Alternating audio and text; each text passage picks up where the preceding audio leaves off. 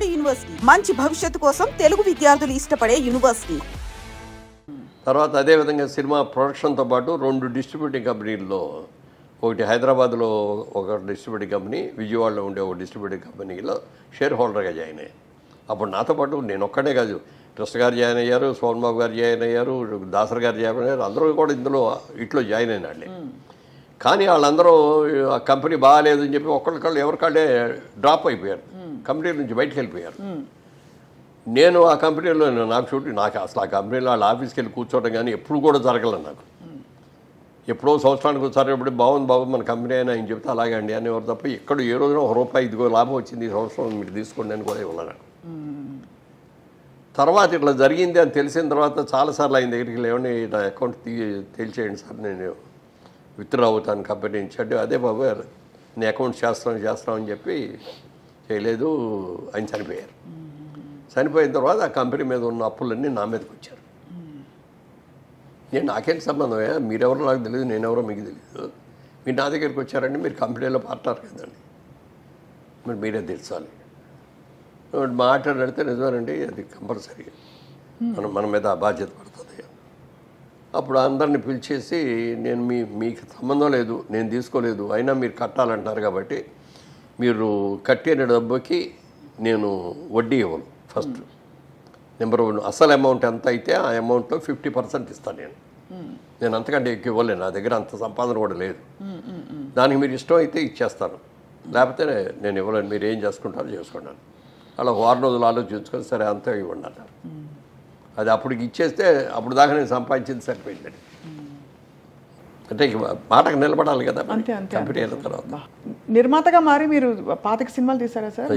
25లో అన్ని మీరు అన్నట్టు చాలా గొప్ప సినిమాలు. అతడు లాంటి సినిమా నిర్మించారు. అతడు మీరే కదా సార్ నిర్మించింది అతడు. అలాంటి తర్వాత ఎందుకు మీరు విరమించుకున్నారు? అంటే అతడు సినిమా అయ్యేటప్పటికి ఏమైందంటే పొలిటికల్గా నా మీద ఫోర్స్ తీసుకొచ్చి బలవంతంగా తీసుకెళ్లారు రాజకీయాలకు. మీకు ఇష్టం లేదు సార్? అస్సలు ఇష్టం లేదు. ఎందుకు సార్? ఎందుకంటే మా నాన్నగారు చిన్నప్పుడు ఆ రాజకీయాల్లో ఉండటం మూలంగా ఫ్యామిలీ దెబ్బతింది అనే ఫీలింగ్ మనసులో చాలా ఎక్కువ ఉంది. తర్వాత సినిమాల్లోకి వచ్చేటప్పటికి ఏమైనా ఏంటంటే సినిమా యాక్టర్ అనేవాడు ఎవరైనా సరే ఓ పార్టీకి సంబంధించిన వాడు అని అంటే అతని పార్టీలో సినిమా చూడరు కదా మనని.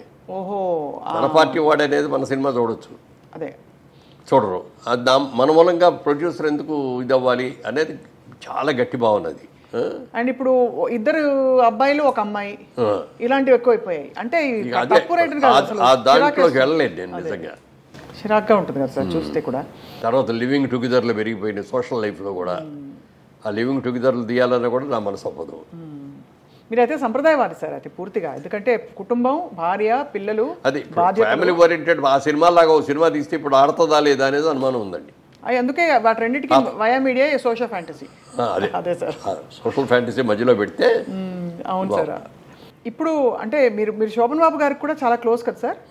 వారికి ఇన్ఫాక్ట్ రియల్ ఎస్టేట్ లో డబ్బులు పెట్టమని ఆయన మీకు సలహా ఇచ్చారా? మీరే ఆయనకి ఇచ్చారంటే? లేదు, ఆయన ఒక రోజున అడిగారు, మురళీమోహన్ గారు మీ ఎర్నింగ్స్ అన్ని ఎక్కడ ఇన్వెస్ట్ చేస్తారు ఏంటి అని అడిగారు.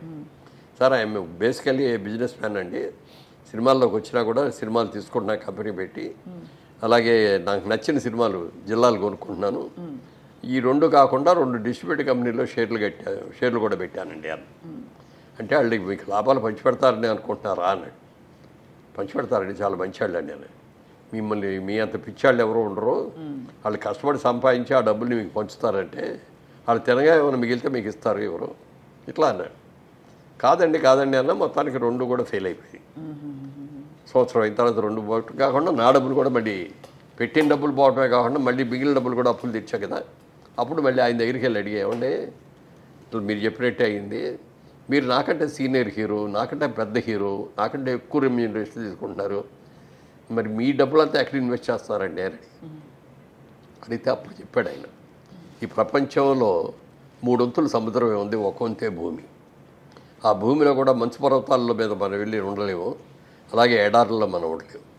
నివాసయోగ్యమైన స్థలాలు తక్కువే ఉంటాయి. ఈ భూమిని ఎవరో పెంచలేరు, భూమి అలాగే ఉంటుంది. జనాభా విపరీతంగా పెరుగుతున్నారు ప్రపంచం యావత్తు. రాబోయే రోజుల్లో ల్యాండ్కి డిమాండ్ వస్తాయని చెప్పి నేను మొత్తం ల్యాండే కొంటున్నాను. అబ్బాయి ఎంత బ్రిలియంట్! అందరికీ తెలిసింది ఆయన సముద్రం ఇంత, భూమి ఇంత అని తెలుసు మనకి, కానీ ఈ క్యాలిక్యులేషన్ చెప్పింది ఆయన. ఎంత ఆయన మొత్తం ఎంత భూములు కొన్నాడో తెలుసండి మెడ్రాస్ చుట్టుపక్కల. ఎంత సార్ సుమారు? అసలు ఐడియా కూడా లేదు నాకు. అడిగాడు. అంటే ఆయన 5,000 పెట్టి ఎకరం 5,000తో కొన్నాయి, వాళ్ళు 5 కోట్లు అయింది. బాబా అంటే ఎన్ని వందల ఎకరాలు కొని ఉంటారు ఆయన? చెప్పడం కష్టం కదా. ఎవ్వరికి చెప్పేవాడు కాదు. ఎక్కడ పోయే ఆస్తులన్నీ వాళ్ళ వారసులకు వెళ్ళాయి చెందయ్య? అంతే కదా, కొడుకున్నాడు కదా, కొడుకు కూతుళ్ళు ఫ్యామిలీ ఉన్నారు, వాళ్ళకే వెళ్ళేది, బయట ఎక్కడికి పోలేదు. ఆయన ఇవి తప్ప ఏమి డిస్కస్ చేయలేదు సార్ ఇప్పుడు ఆయన జీవితం గురించి?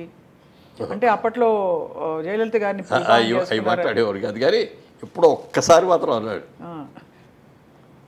చాలా హ్యాపీగా ఫీల్ అయ్యేవాడిని. అది అంటే ఒక వండర్ఫుల్ వైఫ్ లాగా అనిపించేది ఆవిడ నాకు, జయలలిత గారు. బట్ దెన్ దేవర్ మ్యారీడ్ కదా సార్? అంటే దేవర్ అంటే ఒక బంధంలో ఉన్నారు. అంతే కదా, మ్యారేజ్ అని చేసుకోలేదు. అదే చూస్తే అనిపిస్తుంది సార్, అంటే జీవితం చిన్నది. అప్పుడప్పుడు అనిపిస్తుంది బాధ్యతలు కరెక్టే, ఉండాలి, చూసుకోవాలి అందరినీ. బట్ మనసుకి ఎవరు మాట చెప్తారు సార్? ఆత్రేయ గారు చెప్తే కూడా విందు మనసు మాట. సో అది అన్నీ దాటుకుంటూ మీరు కింగ్ సార్ నిజంగా. ఎందుకంటే అన్నిటినీ రెసిస్ట్ చేసి మీరు డిసైడ్ చేసేసుకున్నారు కాబట్టి అది.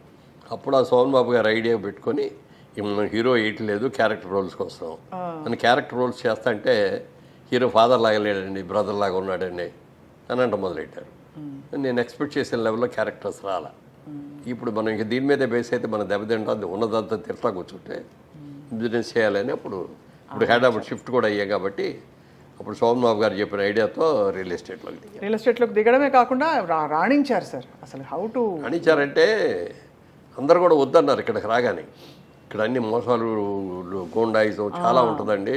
నెక్స్ట్ అదే అడగబోతున్నాను. అమ్మిన పొలాన్ని మళ్ళీ ఇంకోటి ఇవన్నీ డబుల్ రిజిస్ట్రేషన్, ట్రిపుల్ రిజిస్ట్రేషన్ జరుగుతాయండి అన్నాడు. నేను మాత్రం అలా చేయను. ప్రతి వాడికి కూడా నాకు అంటూ ఒక చిన్న ఇల్లు కట్టుకోవాలనే ఆశ ప్రతి ఒక్కడికి ఉంటుంది. ఇల్లు కట్టుకునే డబ్బు లేకపోయినా ఒక స్థలం 100 గజాలు 200 గజాల స్థలం అన్న కొనుక్కుందాం, డబ్బులు ఉన్నప్పుడు ఇల్లు కట్టుకుందాం అనుకుంటారు. ప్రతి ఒక్కరి ఆశ ఇది. ఈ ఆశని, ఈ కళని నిజం చేసే వ్యాపారం నాది రియల్ ఎస్టేట్ అంటే. అంత నీట్గా దాన్నే దృష్టిలో పెట్టుకొని చేస్తాను.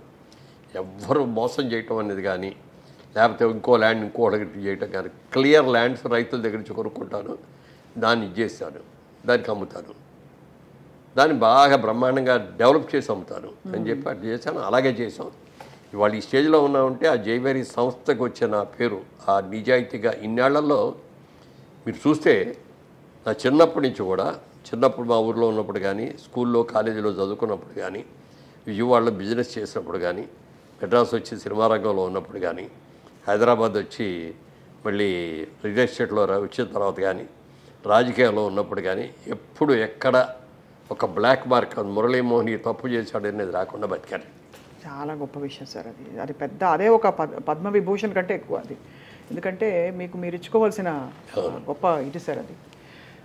కానీ ఎప్పుడైనా మీకు ఇంకా నాకు నెక్స్ట్ ఏంటి అని ఆలోచిస్తే ఇంకా సాధించవలసింది ఏమైనా ఉందా అనిపిస్తుంది? లేదు, అసలు నేను ఎప్పుడు నెక్స్ట్ ఏంటి అనేది ఆలోచించలేండి. ఎందుకంటే నాకున్న అర్హత కంటే నాకు అన్నీ ఎక్కువ వచ్చేది నా ఫీలింగ్. నేను బిజినెస్ మ్యాన్